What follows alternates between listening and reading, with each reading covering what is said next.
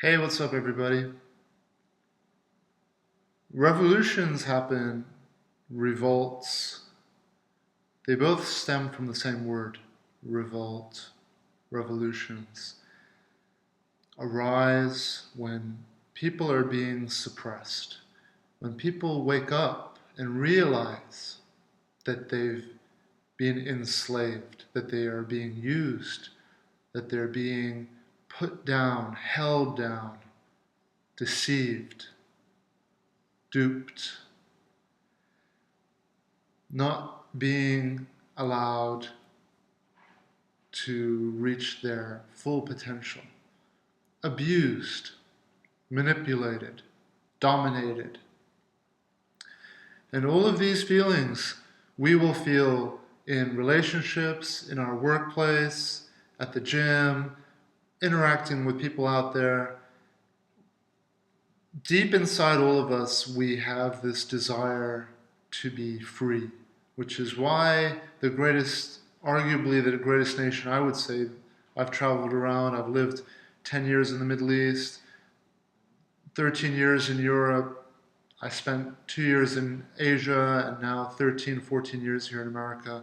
It's an incredible country, one of the greatest countries on earth, and it's all about freedom. They figured that freedom is what people want and value the most. We all crave freedom, and revolutions begin when our freedom is taken away from us, when we're suppressed, as I said. The Matrix is an incredible movie, and it is a true movie. It's a true story. It is not science fiction. It uses science fiction to maybe in a subtle way, in a more artistic way, in a way that's going to reach certain people. It tries to tell the truth about what's going on in the world we live in. The Matrix is a true story. It is a true movie. It is happening right now to all of us. Except rather than being enslaved in the way that we would think slavery happens, which is being, in the Matrix, it's like they're in a little cocoon. They are lying there in a pool of liquid, and they are basically being used for their energy to energize this world of robots, right? A lot of people out there will be like, oh, what is that? Science fiction nonsense. Slavery isn't happening in that old school way that it used to happen hundreds, thousands of years ago. Slavery has evolved and it's become super intelligent, super sneaky, because we've all evolved and we've become clever. So we are a lot more difficult to trick.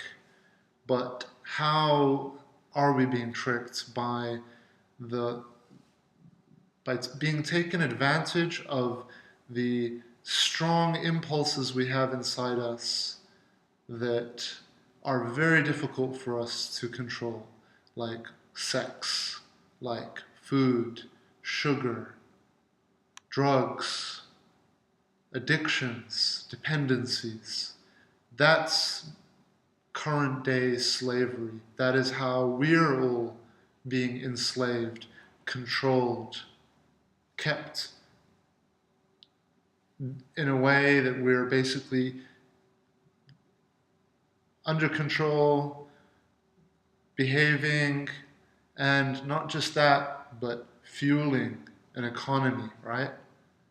Working, generating money, spending that money, fueling the growth of your tribe, whatever that tribe is, country, city, nation, company, religious organization. why is this all very important for us to know? I'm not trying to like say, oh, I'm not trying to say what everyone out there does, and rage against the machines of the world, and all these people have been saying, rise up, wake up, and all of this. No, you can live happily doing your 9 to 5. But what I want to talk about in this video is dependency, addictions, and misery that's associated with that. And I also want to talk about how we have all been enslaved from birth. A great example is sugar, the greatest, most powerful, most abusive, manipulative, dominating drug of all time, targeted viciously by huge corporations, by powerful people, targeting who? Targeting the weakest, targeting kids, little kids. You can't blame parents. You can't blame anyone because the marketing, I worked for an ad agency for 4 years. My work is basically promoting and advertising and marketing. And I know how it works. And there's great documentaries out there that have spread a lot of truth on what's going on and how they are marketing, how they're targeting the weakest, the most vulnerable. Because if I can get a child addicted on sugar, the way that I'm going to control this human being, that human being will have no chance. Will have a chance, but very, very slim chance. I used to drink Cokes every day, 2 cans of Coke a day. It was the best part of my day. I would open that can of Coke and I would drink it and I would lift it up without realizing it, putting it literally up on an imaginary pedestal. And I'd be like, ah. When I first had my first apartment here in Los Angeles, first thing I did was I went to the store and I bought, I don't know, like a crate of Coke, and my entire fridge was just filled with Cokes. And this is despite my mom and my dad, mostly my mother, not giving us Cokes or sodas when we were kids, and trying to like withhold that from us, to keep us pure. It's not just a physical dependency that we get. We realize it's a mental thing where you become enslaved, you become controlled. And these companies,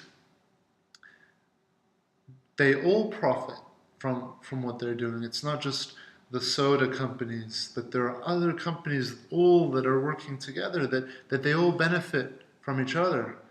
The health implications of being raised on sugar, the mental disabilities, and just the biggest one of all is just making you weak, making you dependent, making you, keeping you quiet. It happens nowadays in countries. It has happened throughout history. Countries will use drugs to keep down their populations. In Iran, it's opium. In a lot of countries, they use opium. They deliberately allow it out into the public just so that young people or anyone who would want to revolt would be dumbed down and just not interested, too occupied with stimulations, with stimulating things. And it's sad because, as I said at the beginning, slavery has evolved and it's no longer what we think, where you're being tied up in chains and put in a cell and slowly growing angrier and angrier to the point where you want to just break free. It's not happening like that anymore. It's happening, they are keeping everyone quiet and well-behaved with things that we love, that we adore, with colorful cans of Coke, with colorful drinks, with delicious foods, with tasty foods, and with porn, with sex, gambling. All of these things, they have no end to them. That's the thing about addiction, is that you think that you're going to get fulfilled, but what's actually happening is you're losing your life. You're losing your life energy. You're basically giving away your fuel, your energy. You're giving it away, your power. You're like an energy generator, and you're basically just giving it away rather than, the definition. How can you define if you're addicted or not? How do you know if you're dependent? How do you know if you are suffering addiction? It is when whatever it is that you think you're addicted to starts to control you. Rather than you being in control of it, it starts to control you. It starts to take up time where you would rather actually be doing other things with your time, being more productive, maybe working, making some music, writing, painting, interacting with people, gardening, cleaning up your house, taking care of yourself, which is a full-time job in itself. Looking after your home is a full-time job in itself. Spending time with your kids, with your family. Addictions and dependencies will hijack that time because of the incredible stimulation, the endorphin rush that you're getting. It's a chemical thing that's happening in your brain, in our mind. These chemicals are released, and they stimulate. They stimulate our. We have sensors all throughout our body, nerves that are stimulated. When we smoke weed, it's the cannabinoid receptors. When it's for sex, it's different receptors in our body, in our mind, that are just stimulated. 3 or 4 weeks ago, here in California, some of you may know that we're experiencing crazy, record-breaking heat. They said that July was the hottest month on record for California. And just outside my window, I have some trees that I've planted, and I had an apple tree. And one day we had unbelievable heat. It was about 113 degrees Fahrenheit. Bear in mind, I grew up in Kuwait, and I spent the first 10 years of my life in Kuwait, which holds the world's record-breaking heat. And this was hot. This reminded me of Kuwait. In that one day, I came out, and a lot of the avocado trees that I have planted out here, and a lot of the trees, they literally got scorched, and their leaves got scorched. And as I spent the following few days and weeks looking at this tree that was outside, that it had maybe 100 leaves on it, green, beautiful green leaves. And out of those 100 leaves, 70% of them were scorched, and they became dry, dead leaves. And all that was left was maybe 20 leaves, maybe 15 leaves even. You could see it. The tree it shut down. And what it reminded me of, because a tree actually looks very similar to the schematics, the shape, the plan of your nervous system. If you look at the biological map of your nervous system, it actually looks like a tree. So every day I'm looking at this tree, and the leaves on it reminding me of our nerves in our body. And this tree, because it had received way too much sun and heat, but sun, it decided that it needed to shut down a lot of its sensors because it didn't need them. And that is what happens when we are overstimulating our senses with excessive porn, dating apps, chatting to girls or guys, and getting that ego boost, that stimulation, that fix.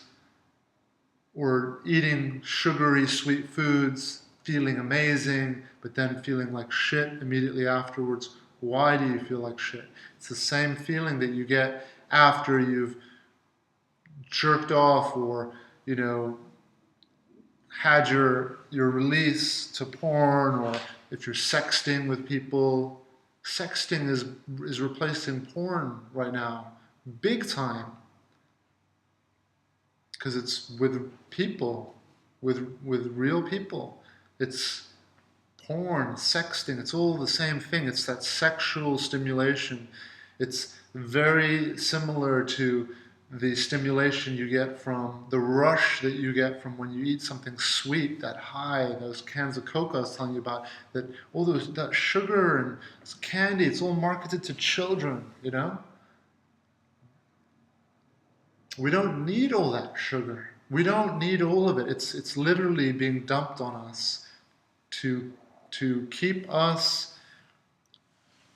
You know, you've got in Iran, you've got in the Middle East, they're dumping heroin, releasing heroin, not heroin, sorry, opium, but there's heroin too. They're releasing opium into the stream of the population so that everyone will just chill and just be all drugged out and will not have that desire. They argue even that in Vietnam, in the Vietnam War, one of the strategies that the Viet Cong were using was to get the GIs, the American GIs, hooked on drugs and on sex, and they were using those two things and they defeated the American army. They defeated the U.S. in a battle, in a war, by targeting them on stimulations, on sex, on fun, on drugs. It's a terrible tactic. It's because it's something that it's very difficult for us. Not many people are able to overcome that. The masses are going to be, first of all, unaware that that's going on. Yeah, like the movie The Matrix. They're unaware that they're in the Matrix. They're unaware that they are slaves. What better way to enslave people than for your slaves to not know that they're slaves? What better way to prevent a revolt or a revolution?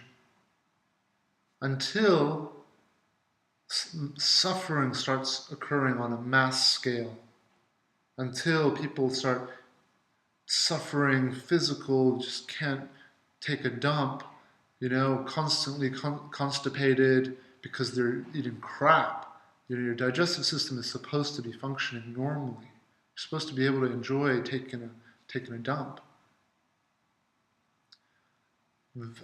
Very few people do enjoy that.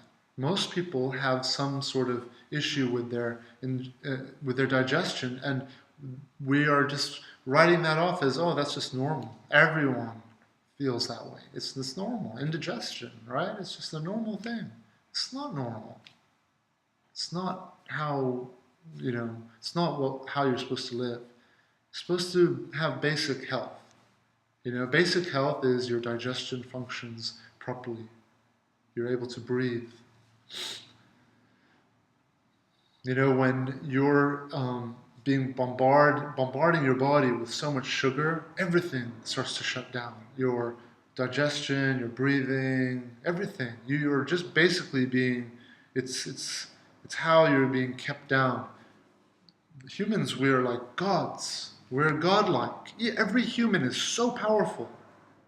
We live to the age of 100 while consuming crap, while living under so much stress.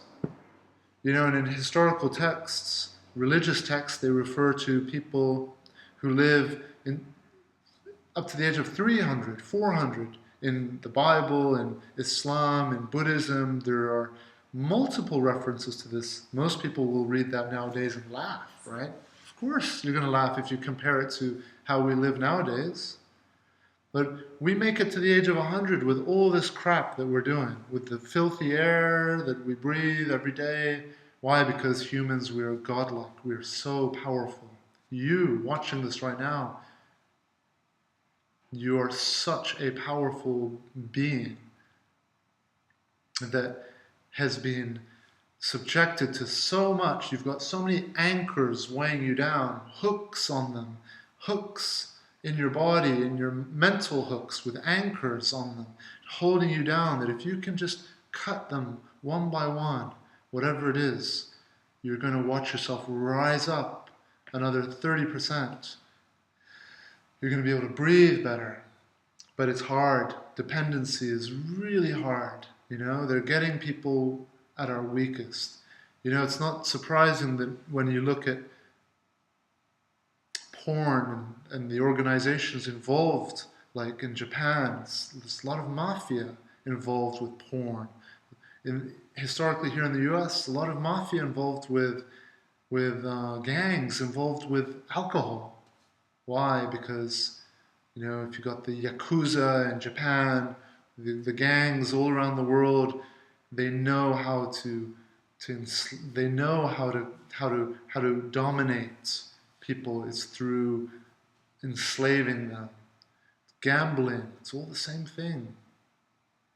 Gambling is also, if you look at all the organizations, it's powerful gangs. And sadly, the government, because the world we live in is so brutal and so tough, and it does begin with gangs. Tribes are gangs. Country is a massive gang. It's a massive collection of gangs. It's a cooperation of gangs, different organizations that have managed to rise to the top and survive. That's why we see so many cultures and nations and organizations against porn, against alcohol. That's why that it exists. And then you have the counter wave saying, no, freedom, we should have freedom. Yes, freedom is important, but there has to be a regulation as well. There has to be someone out there. And the greatest regulations of all is education, enlightenment. Because once you realize what's going on, once you realize, like that tree that's shutting down all of its leaves because it's got more than enough light, doesn't need any more. Once you realize that that's what's happening in your body, that you're burning out all these nerves, these nerve endings in your body, these receptors, you're burning them all out. And when you burn them all out, well, what happens when you're no longer giving it any sugar or porn or sexual stimulation or just stimulation from just chatting to people or whatever it is that's your dependency, gambling, living on the edge, fighting, being a thrill seeker, whatever it is that you're dependent on. Remember, the word is dependency, when that thing is controlling your life. Whatever it is that is, when that is taken away, when you stop having the ice cream, when you stop eating the chips, when you stop having the pizza, when you stop having the spaghetti, when you stop watching the porn, what happens? Your world becomes dark and miserable because you have shut down so many receptors. You should have billions of receptors active so that when you're sitting in a park, you're just enjoying that. It's enough stimulation for you. But when you are in the park, or as I always talk about in my videos, when you're enjoying water, but then someone overstimulates you with sugar, with sweetness, with a Coke, because it's not just sugar, intense sugar, it's also the fizz and the cold, right? And then the color and the can and the sound. It's everything. They've managed to get your sound, the taste, the feeling, everything. They're stimulating you on all levels. They do that, and then now water is no longer interesting to you. Just like that tree eventually died that was here, because it only had a few leaves left. And those few leaves had to nourish an entire tree. Right? But it did the right thing. It did what it's in its nature to do, and so does your body. Why? Because our bodies are still biologically designed for thousands of years ago, where food was so scarce, where there's no way you're going to get that much energy as you would in ice cream. No way. You'd get nuts, you'd get rice, you'd get bread. Like, bread was a treat for people. The bread revolution, the wheat revolution, it was an easy way to get people that high. People started getting dependent. Bread started becoming a really big part of the diet, not because it's nutritious, no, not at all. It would give you energy, but not much nutrition in there. And now we're waking up because of suffering, because of pain. We're revolting. We're having a revolution. There's all kinds of revolutions happening right now in our world. We're waking up. There's a mass awakening happening. So be a part of that for your own sake. I used to weigh 210 pounds in 2007. I was huge. I was this big, heavy guy. My knees were hurting. I started running and I just started damaging my knees. My diet was terrible without me even realizing. I didn't think that what I was eating was bad. I thought a healthy meal would be vegetarian pizza. I thought healthy meal would be have pasta and put vegetables in there. I didn't realize that it was the bread, the wheat, the pasta, the sandwiches, the bread. That's what was killing me. The sugar, the drinks, the Cokes, the ketchup. Now, I'm not saying that we shouldn't enjoy all of these things. Not at all. Let's enjoy them. It's part of this heaven we live in. But let's not let them control and dominate and depress us and make our life miserable. I smoke weed, as some of you already know that. I've been smoking seriously since I was about 20. But I started smoking before that. As young as my first time smoking, I was 13. First time I smoked. It's a powerful thing in my life, smoking weed. But I take breaks from it. I take long breaks. I'll take 6-month breaks. I'm in the middle of a break. I'm about 3 months into having a break from smoking weed. Why do I do that? Because I'm 38 now. By the way, a lot of you are interested how old I am. So I'm 38. And I consider myself I don't know if you want to call it a professional smoker. I'm not doing it for a living, but smoking weed is an important part of my life. It's so important that I take breaks. A teenager, a kid, someone who doesn't know what they're doing is going to be blasting themselves with weed constantly. I've been through that. I've done all of that. I want to smoke until I'm 80. And in order to do that, I want to have breaks from it, to allow my cannabinoid receptors to re-energize, to heal. And this is the gift that we all have out there, is that all you need to do is give yourself a break and you're going to recover. We are constantly in a state of healing. Our body is doing this, it's rising, it's healing. But what we do is we push down on it, watching porn, with eating sugar, not being able to resist eating the pizza. That's another type of porn, isn't it? It's the 7 sins, right? The 7 deadly sins. Gluttony, food, sex. It's a whole bunch of them, right? And they keep us down from being these godlike beings that we each are. We're each so powerful. We're each so powerful. And it's not just that we become depressed, but what we're doing, what we're inflicting upon ourselves is we're inflicting a lot of anxiety. we feel we're draining our own confidence. We're draining our own self-love. Self-love is self-respect. It's when you respect yourself. And when you're able to go out and have a productive day and stay away from all these things, you have self-respect. That's self-love. And confidence stems from that place. When you have self-hatred and low self-love, you dislike yourself. You become unsure of yourself. When you're out in public, you judge yourself. You think, I am worthless, so why should anyone respect me or love me? And you radiate that. I was going to say emanate and radiate, so I said reminate, which is a new word now. You reminate that. You reminate it. So you radiate it.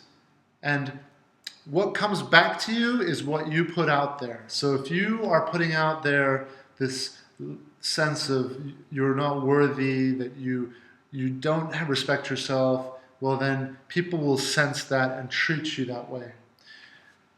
You know, I don't know if it's the same out there for a lot of you people. I'm sure it is for many of you, where you've gone into a beautiful public bathroom and it's super clean, like just incredibly well kept, like beautiful marble, just absolutely clean. The toilet seat's clean, everything is just spotless. And there's little towels. Like I've been to some nice hotels where you go in the public bathrooms and it's just, oh my God, this is just beautiful. And then you start actually getting inspiration, like, oh, I think I'm going to do that in my bathroom. I'm going to fold the towels that way where I live. I want to feel like I have a 5-star bathroom in my house. Why not? I want to live like I'm going into a 5-star hotel. I want my environment to look good. And when you're in that bathroom, how do you treat it? You don't pee all over the floor and leave your toilet paper on the floor. No, you treat that bathroom actually better. But if you go into like a gas station bathroom and there's like all these scratched up, you know, people putting their names on there and it's like burns from cigarettes and all kinds of nonsense, and it's just nasty that you just don't want to get close to. You don't even want to touch it to flush it. How do you treat that bathroom? You treat it like crap, don't you? You don't care if you pee all over the toilet seat. You don't care how you treat it. You just want to get in and out. And that's the same thing. When you treat yourself like royalty, other people will treat you like royalty. When you speak without, let's just as an example, I have nothing against swearing, but let's say if you speak without swearing, swearing isn't important. Cussing is not important. People don't cuss, but they are venomous and they're vicious and they're worse. They hurt you worse, in different ways. It's your intention that's important. You can use bad language and cuss as much as you want, but your intentions can be beautiful and pure and an awesome, friendly, open person. And you can be stuck up and posh and use beautiful language, but with every sentence you're hurting someone. You're putting them down. You're making them doubt themselves. So it has nothing to do with swearing, but what I mean is when you respect yourself, when you treat yourself well, other people will treat you well. Just as the example of that bathroom, right? So all of these topics are all linked. Self-love, being enslaved, being dependent, being suppressed, revolting, having a revolution, the matrix, they're all linked. Because the most important revolution that's happening right now is your personal revolution. And where are you in that revolution? How are you doing against those powers that are dumbing you down, that are keeping you a sheep, that are keeping you as a Duracell battery to just energize the economy so that you just wake up, work, make money, spend it, sleep, repeat. Where are you in that revolution? Have you defeated your food issues? Have you defeated your sex, lust issues? Have you defeated your lying, your hiding, your dishonesty? Have you strengthened your awareness? Have you strengthened your kindness? Have you strengthened your self-love and self-confidence? Are you strengthening your mind? Are you strengthening your spirit? Are you strengthening your body? Quick note again, nothing against 9 to 5. You can have a happy, awesome, amazing life doing a 9 to 5 job. But what's important is, what are you doing in your spare time? Are you able to create spare time? That's so important. As I've said in previous videos, a rich man is a man, or a rich woman is a woman who has free time. That, in my opinion, is the greatest, most valuable thing of all, to have free time. If you ever find yourself like, oh, I don't have anything to do, well done, good job, I clap for you, because having free time is amazing. Free time to live, to do things, to just clean up your house, to go take a shower, to do some gardening, to read a book, to paint, to draw, to watch some TV, whatever it is, listen to some music. That's living. Working is great. We're there to work, to generate income. But the purpose of all that work is to live, is to do whatever you want to do, to have a lie-in, to have a nap, to talk to your mom, to talk to your dad. So I have nothing against the 9 to 5. You can be happy as anyone on planet Earth with a crappy 9 to 5 job that doesn't really excite you. It's fine. It's just a job. It's just work. Every job you do at the end of the day, it's going to become work, and you're going to find aspects of it that you like, and there's going to be aspects of it that you don't like. Almost every job is going to be like that. There's going to be parts of it you don't like to do, but you have to do them. There's going to be parts of the work that you just absolutely love or can make more enjoyable. Yeah, I'm not saying that stay in a miserable job. No, you're not a tree. You're not rooted to the ground. You have legs and you have a clever mind. You can get up and change your environment. But I'm also saying that there is absolutely nothing wrong with waking up, go and have your job. And a lot of people, they suffer not because of their jobs, but what they're doing in their spare time. They're using it all up on porn, using it all up on binge eating, or just binge entertainment, blasting their nerves with too much intense stimulation, killing all their fun receptors. The nerves, all these receptors, they're your fun receptors. Don't burn them out when you're jacking off to porn, or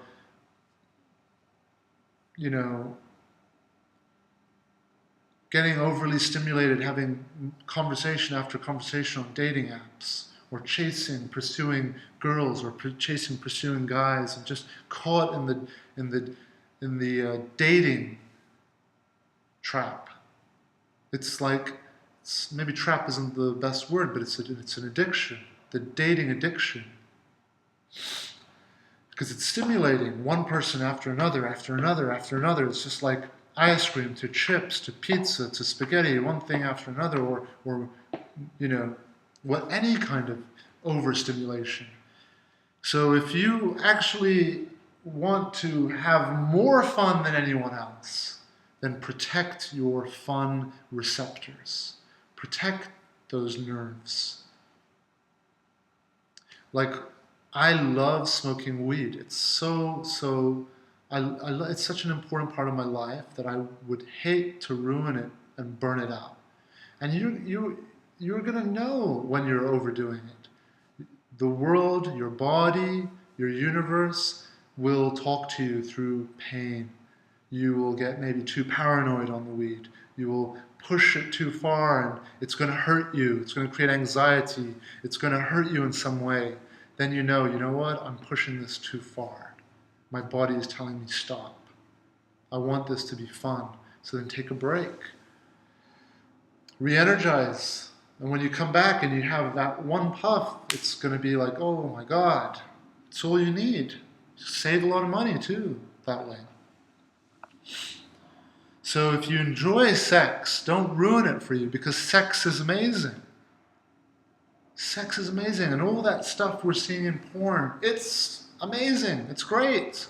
But you don't want to burn it out and kill it. You want to enjoy that until you're as long as can be. I think a human, a man, can be sexual and have that sex drive well into their 60s. Even more, even beyond. It's we're becoming so much more aware. Testosterone for men, it's so important. And we can generate testosterone powerfully into our 40s, up until we're 50. But here's a good example of how a lot of people are burning them out. Joe Rogan is a good example. Joe Rogan, he's 50 years old. And he's on testosterone replacement. He's very open about it. TRT. He started, I believe when he was 39. A lot of people start when they're 39. You don't need to. Had he been aware of all that he's aware of today, I'm sure he wouldn't have started TRT that early in his life. You can start when you're 50 maybe, but there are so many ways to boost it naturally. Leafy vegetables, kale, all that stuff boosts your testosterone. Cold baths, ice baths, training boosts your testosterone levels.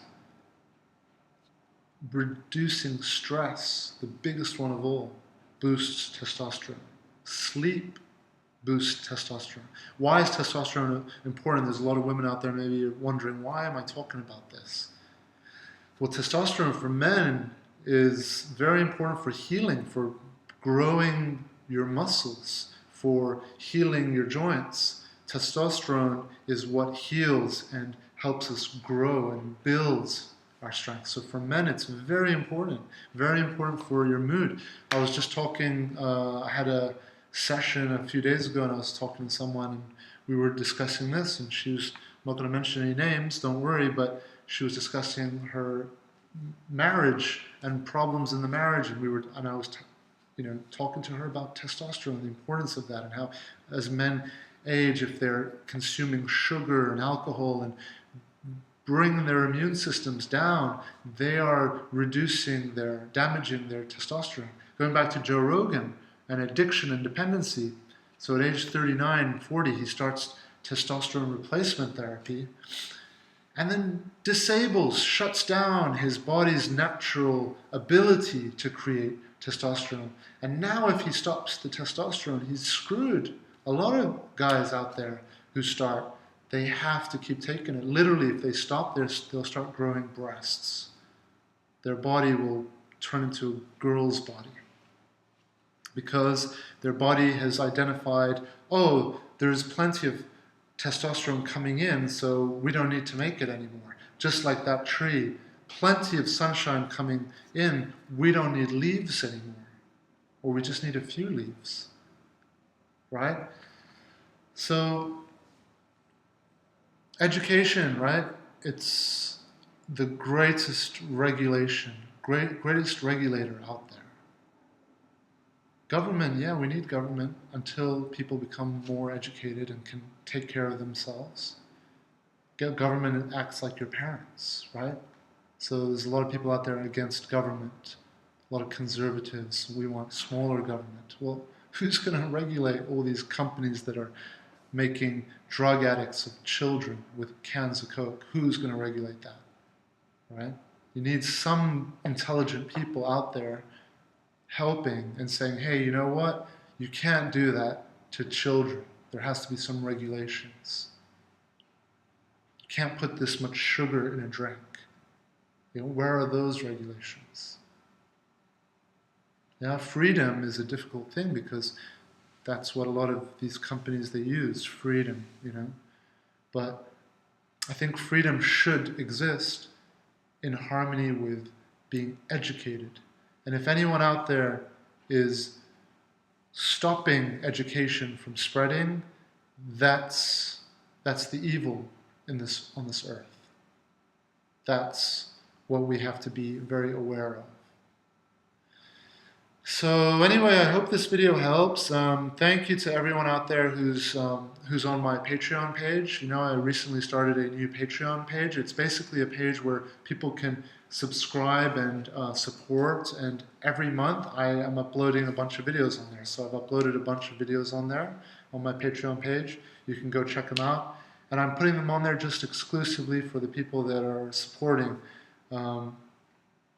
and joining the Patreon page. Thank you very much. Really, you guys helped me a lot by doing that. And also everyone out there who has emailed in, signed up for sessions. You guys, you know, have been amazing, and I'm so proud of everyone out there working really hard. Just the fact that you're making an effort to get help, to work with someone, work with a coach. It doesn't have to be me. It can be anyone. It can be a therapist out there, a physical coach, going to start jiu-jitsu. One of the clients I'm working with, she just started jiu-jitsu today for the first time. I'm so proud of her. Actually, a lot of the people that start jiu-jitsu who I work with, because I tell everyone, go do jiu-jitsu, I actually never hear from them again, which is great. And I love that, because once they go and start jiu-jitsu, a lot of them get hooked on it.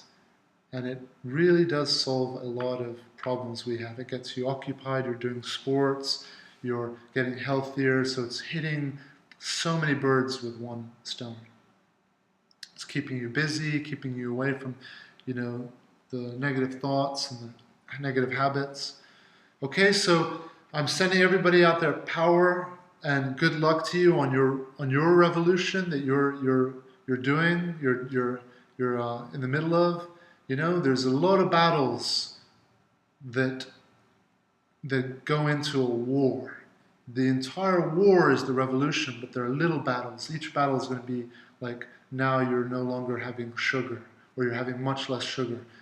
That's a battle. Or you've now quit the porn. That's another huge battle. These are all battles, and once you're not going to get it all done in one shot. You're going to do it battle by battle by battle, and then you're going to allow yourself to rise up.